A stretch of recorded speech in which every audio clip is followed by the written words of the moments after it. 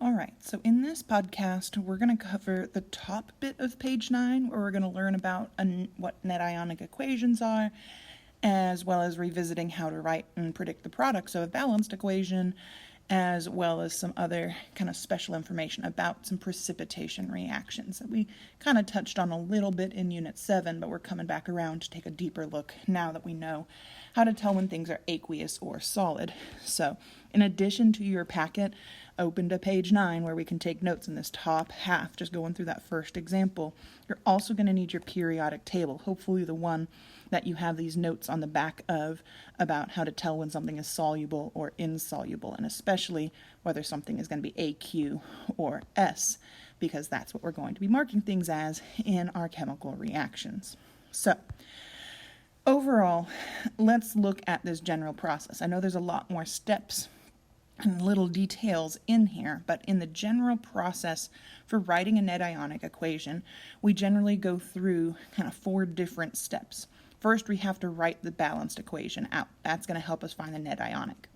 And technically, the second step is to find what we call the overall ionic equation. But we don't technically need that in order to be able to find the net ionic equation. So most of the time our goal is to get to the net ionic, so sometimes we can skip the overall ionic equation, which is the biggest, most complicated looking step, but it's really just a slight change from that original balanced equation. But we can get to the net ionic equation without it if that part confuses you, and I'll kind of show you how we can do that. Then the final part of a net ionic equation process is to find the spectator ions, identify any ions. These are the things that don't take part in the reaction. They're not actively changing when the reaction is changing things. They're just sitting around as other things change and react. Kind of like the spectators at a football game. They're not part of the game, but they're sitting there watching as all the action is happening. But they're technically there, present at, the stadium while the game is happening, but they're not really taking part of it. So knowing how to separate those spectators from the real important stuff that's happening in the reaction is going to be important. So if we take a closer look at these steps, you still have those 1, 2, 3, 4 steps. We just have some additional details here about how to get them, and we're actually going to add some more details, especially to that first step where it just says write and balance the chemical equation. Some of us, it is that easy, but some of us need a reminder of how we actually do that. So when we're writing and balancing the chemical equation, really there's 3 things that we need to do. First, we need to take the words like that silver acetate and strontium chloride that we have in our first example down there, and we need to write those compounds into formulas, which means we need to check their charges and then cross-drop reduce their charges. Then that's going to get us our first 2 substances, our reactants part of our reaction, the like AX and BY stuff here. And we're always told what we start with, but one of the things we have to do here is predict our products. So this general equation, AX plus BY, is making AY plus BX is a really good thing to write down up here because that's going to help you remember how to rearrange the pieces of your equation. Remember, in this double replacement reaction, and all of these will be double replacement, we're really just kind of switching the X and Y. The second piece of each compound are switching places. Everyone starts with a buddy in a compound, everyone ends with a buddy in a new different compound, which means we're going to be checking charges of these new compounds when we put these new pieces together over here, but we should already know those charges from that first step. So once we have all of our formulas written out, we have the whole reaction there, we do need to balance it, and we also need to label each of those substances, the AX, the BY, the AY, and the BX, either as AQ or S. And like I already mentioned on that intro slide, anything that is soluble is going to be aqueous. We're going to use that chart on the back of our periodic table to figure out if things are soluble or insoluble. If they're soluble, then they're AQ. I'll go ahead and write this here, even though we should have this written on page 5. And if they are insoluble, then they are going to be marked as an S, a solid, something that's not dissolved. So that's going to get us our base equation, and then we're going to turn that into what's called an overall ionic equation, which means we're going to start breaking apart the ions of anything that is aqueous. Because remember, aqueous means it can dissolve, and when ionic compounds dissolve, they ionize, they separate out those positive and negatively charged ions from each other. So we will always have at least one thing that's solid, that's not being broken up, but anything that is aqueous will get broken up. And even though I really emphasized here in this kind of first clarifying step to remember to keep all states of matter and give ions their charges, this is going to be a really long step, and if we keep all of those states of matter, every single AQ and S, it's going to take up a whole lot of space on the page, and some of us just won't be able to make it fit. So in this step, you can go ahead and cross out to remember to keep states of matter. In my answer key in my packet, I did include them because that is the best practices to go through. It does help us a little bit understand what's going on here, but nothing's going to be changing. If it was AQ in the first balanced equation, it's going to be AQ here. If it was solid before, it's solid now. So we're not really going to be focusing on those parts here yet. We just needed those AQs and S's in the balanced equation so we know what to break up in this step. But we do need to make sure, once we break up compounds, that we give any of those ions that we've just broken apart from each other their charges. That is not negotiable. And there are some places where we're going to have to be adding or changing the coefficients, the numbers up in front of those ions, if that element had a subscript that's not part of the polyatomic. And I'll kind of show you that in the first example. But it's important we pay attention to our coefficients and our charges as we're breaking up these ions. So once we've done that step, then basically that overall ionic equation can get pulled apart into two pieces. There's going to be the net ionic equation pieces, which is all about forming the solid, forming that precipitate, and including the ions, the particles needed to create that precipitate as a reactants there. And then anything that isn't part of the net ionic equation, so if it was part of our overall ionic in step 2, that we're not going into the net ionic in step 3, those are what we call spectators. And remember, I said spectators are the ions that are not used to create the precipitate. And so because all the precipitate stuff is coming here into the net ionic, then anything that's not included in that net ionic equation will become a spectator. Now, a couple of quick clarifications on 3 and 4. In 3, it did mention to remember to keep states of matter, and even though I'm allowing you to skip that part in 2, you need to keep those states of matter here in this net ionic. And it should be pretty simple because every net ionic equation that you write here, because it's all about the formation of that solid, is always going to be 2 aqueous ions making a solid. So you need to get that in there. And of course, those ions, because they're ions, need to have their charges. And in the spectator ions, we don't really care about the states of matter. They're always going to be AQ stuff. And we don't really care how many they are because they're just spectators. They're just there watching things happen. So the only part that we really need for the spectator ions is their symbols and their charges because they are still ions, so they need charges. But you don't have to write out the numbers in front of them or the AQs that they're going to have there. So I'll go through this first example that's pre-written for you and kind of walk you through what you're seeing and help make sure you understand what's going on here.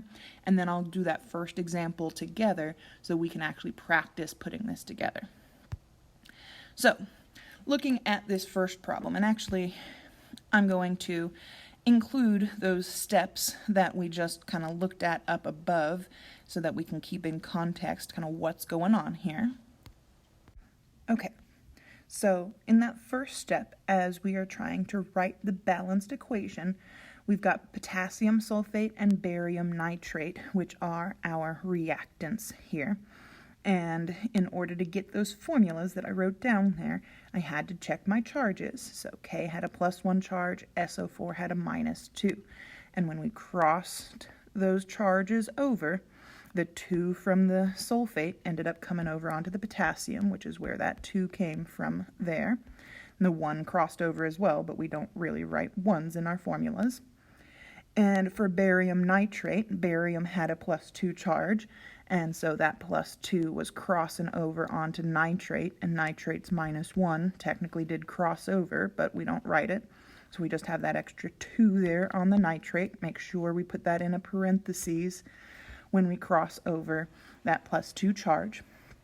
And then our products, we've got barium then combining with sulfate. And because we've got a +2 and a -2, we just need 1 of each. They just cancel each other out there. And then our potassium nitrate, made from these other 2 pieces, these other 2 ions that were left over, is a +1 and a -1. So once again, we just need 1 K and 1 nitrate there to make a nice, stable, happy compound. You might have noticed that I had a 2 already written in here. I needed that 2 coefficient because we had 2 NO3s and 2 Ks on that reactant side, and originally when we wrote this formula there was just 1 of each on the product side.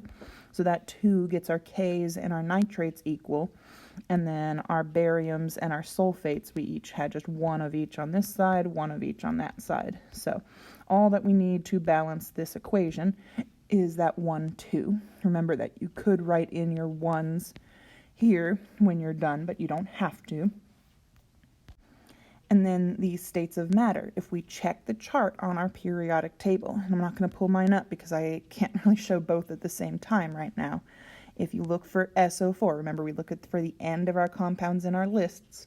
SO4 is in the soluble area, and K is not an exception. So because this is soluble, we're marking it as AQ. Same thing with NO3. It's a little higher up in that solubility list, but it is soluble and there's no exceptions. So since it's soluble, it's being marked as AQ. SO4 is in the soluble area, but you might have noticed earlier, Ba is an exception to it, which makes BaSO4, when they're together, insoluble, which means it's going to be marked as a solid in our reaction. And then once again, NO3 is soluble, no exceptions. So if it's soluble, we mark it as AQ. So those are the 3 parts of our balanced equation. We have to write the equation and predict the products. We've got to balance it, and then we've got to have our states of matter there. So that is step 1 done. Now, I'm actually going to skip the overall ionic equation for just a moment because I've mentioned before, and I'm going to help you understand it, but I've mentioned before, we don't technically need it to find our net ionic. If we remember that the net ionic equation is all about forming the solid. Well, we found that solid already. So we can bring that down here. Barium sulfate is our solid, and in order to make barium sulfate, we need the barium and sulfate ions. And it doesn't even matter what order they're written in, as long as they have those charges, and we already saw those charges earlier when we were writing those formulas, and they both have to be aqueous because they are ions. So you can write the net ionic equation immediately from the balanced equation as long as you know what your solid is. The net ionic is just about forming the solid from its component ions. And then anything that we don't see in the net ionic equation that we did see in the original equation. If the barium and the sulfate were coming together to make our solid, then it's going to be these other pieces, the potassium and the nitrate ions, that are our spectators. So you can just jump from the balanced equation to the net ionic and get your spectators. But through this process, technically we should be writing the net ionic equation. And on your quiz and test, we are going to ask you for this overall ionic equation. But I'll be honest, a lot of people find a lot of these details very confusing, and they give up. They don't know how to do it. But I don't want you to give up on the entire problem. Skip the overall ionic equation. Lose a quarter of your points, sure, but don't lose all of the points for this problem just because you're getting stuck there on this complicated part. So if we focus on that part now, We are breaking up anything that is aqueous, and almost everything in this reaction was aqueous. So our BaSO4, the solid thing, is just going to be coming straight down, not changing at all. But everything else that's aqueous, we're going to be breaking up those ions that we had before in order to be able to show how they're changing in this reaction. So notice that the K and the SO4 separated, but the K got this 2 up front because this was K2SO4.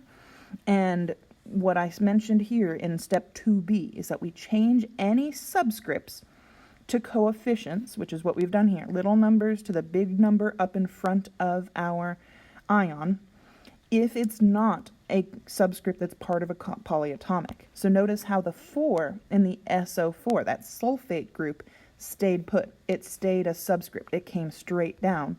But the K2 turned into 2K because K2 is not one of our polyatomic ions on the back of the sheet. It's not one of those stable groups that likes to stay together.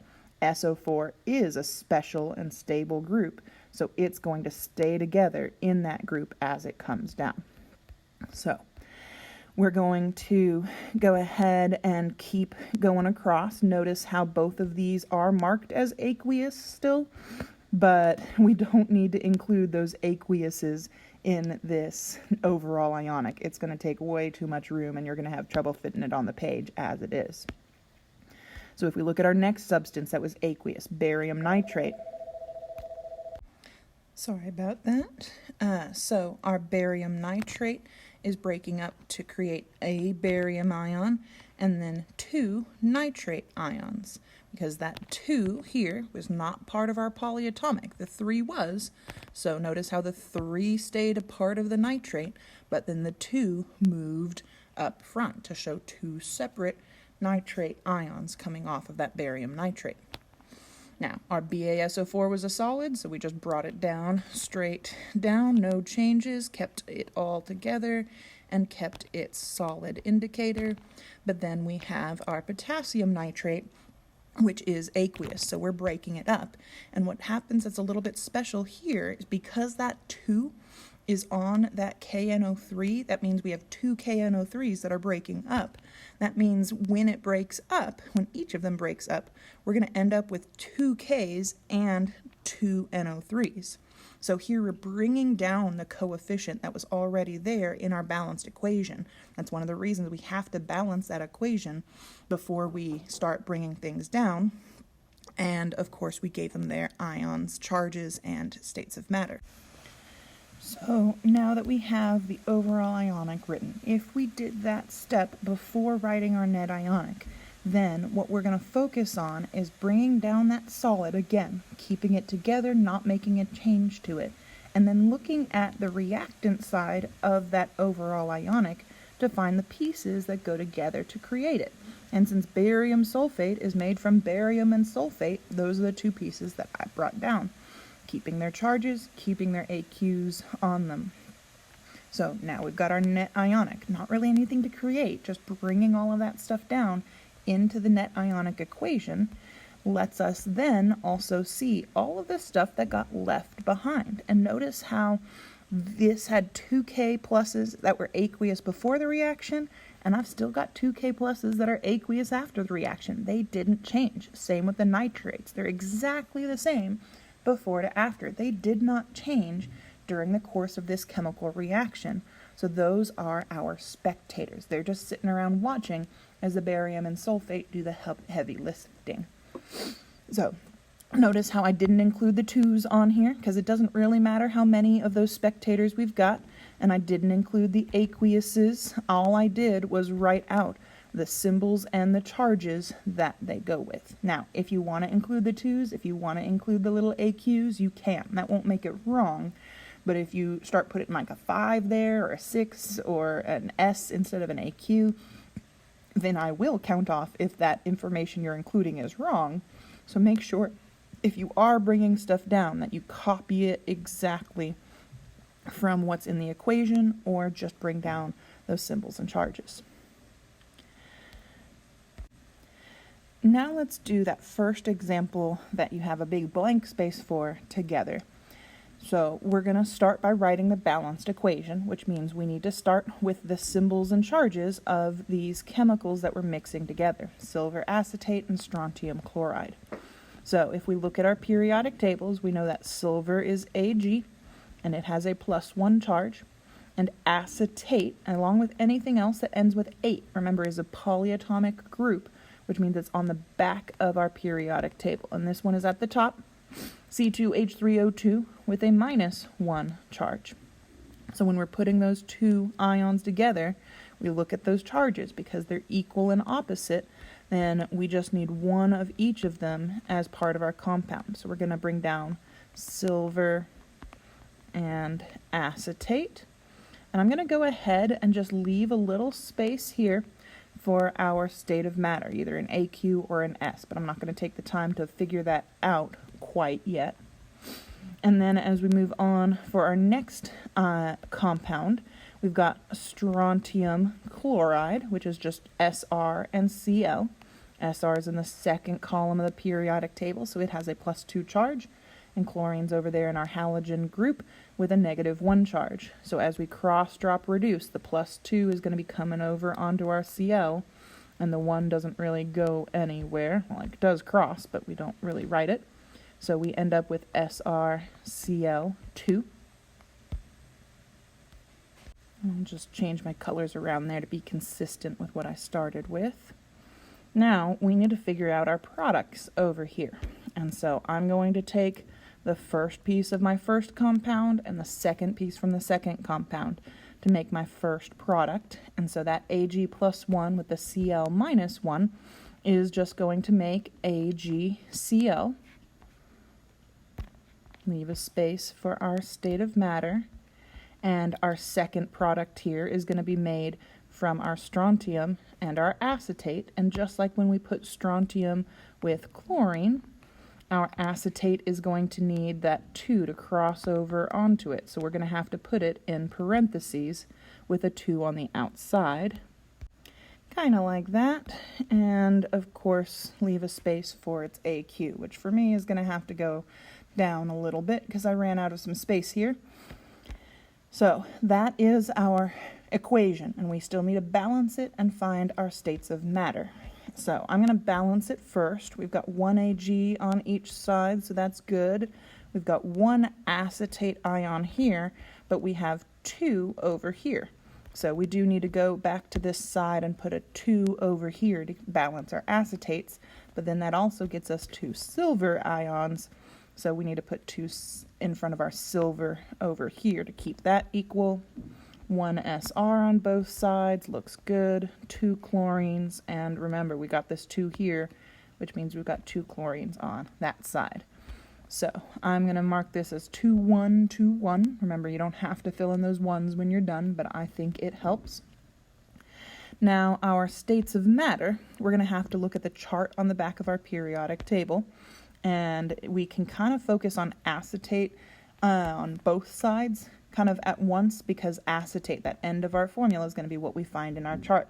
And acetate is in our soluble area with no exceptions, which means that both of these compounds that it's part of, because both of these are soluble with that acetate in them, then both of them are going to get marked as AQ.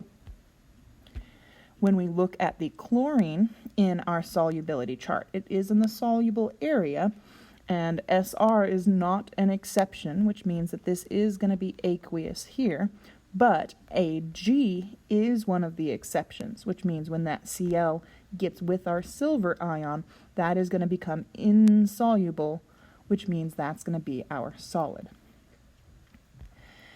So now we have our full balanced equation with all of our states of matter, and focusing especially on this solid. That's going to stay 2AgCl all the way down through this process.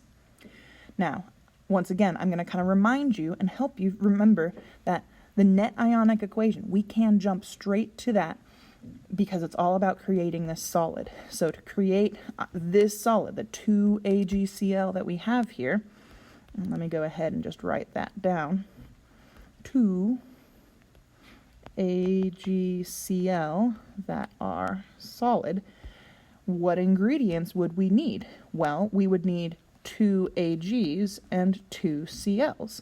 And that's exactly what we're going to write down here, making sure that I give those ions their charges, the same charges that we saw up here previously, and their states of matter. Both of these should be aqueous because they were both coming from things that were aqueous here on the reactant side. So we've got 2Ag plus 2Cl minus making 2AgCl solid. That's our net ionic equation. And what stuff did we not include in that net ionic equation? The acetate and the strontium. We used the silver and the chlorine, so it's the strontium and the acetate that are our spectators. They're not forming part of the solid. They're forming this other product there that's not a precipitate. So we can already say that strontium plus 2 and acetate minus 1 are our spectators. We can get there without the overall ionic equation. But let's go ahead and go through that overall ionic equation process because it is going to be worth points. Personally, because I'm going to struggle to write this down with the amount of space that we have, I'm actually going to start it way over here so that I can go all the way across my screen because I already struggled to fit that balanced equation in here. So, as we get started, we need to be focusing on breaking up anything that was aqueous in our overall balanced equation. So, the silver acetate was aqueous. Let's break it up. Because we had this 2 in front of the entire compound, that 2 is going to be coming down onto both pieces that are coming off of our compound. So, 2 Ag pluses plus 2 C2H3O2 minus 1s. Remember, you can try and squeeze in those AQs, but it's going to take up a lot of your space. So I'm not going to do that here. I will not fit if I do. We look at the next substance. It's also aqueous, so we're also breaking it up. And there's just going to be 1 strontium ion coming off of this. But then we're going to have to bring those 2 separate chlorines because Cl2 is not one of our polyatomics. Anytime we see a subscript, we need to consider whether we need to bring it up front, in front of that ion when we break things apart, if it's not part of a polyatomic like that acetate there. So this is going to become 2 Cl minus ions, and that's going to turn into 2 AgCl solid. That's solid. We're not breaking that up. So 2 AgCl. Some people, if they keep any state of matter, they might just write the solid there to remind themselves why they didn't break that up and make sure you didn't forget or make a mistake there. And then we go to our next compound, strontium acetate. That is aqueous, so we are breaking that up. So we're going to keep 1 strontium plus 2 ion, and then we're going to need to have 2 of those acetate ions. Once again, all of these subscripts that were a part of that original formula and on the back of our periodic table stay put. But this other 2 over here, that wasn't part of that special group on our list. It's not going to stay there on our ion. We're not going to leave this looking like this. We're going to bring that 2 around and up to become a coefficient. Just make sure you don't forget that charge on that acetate ion. So that overall ionic isn't too bad. It is pretty long and there's a lot of little details, and all of those little 2s moving around confuses people sometimes.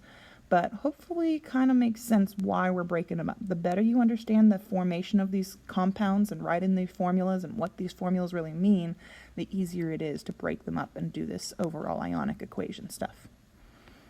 And once again, if we hadn't already written our net ionic equation, and I know you probably have already written it, we're going to key in on the solid, bring that solid down. We always know that we are creating that solid substance.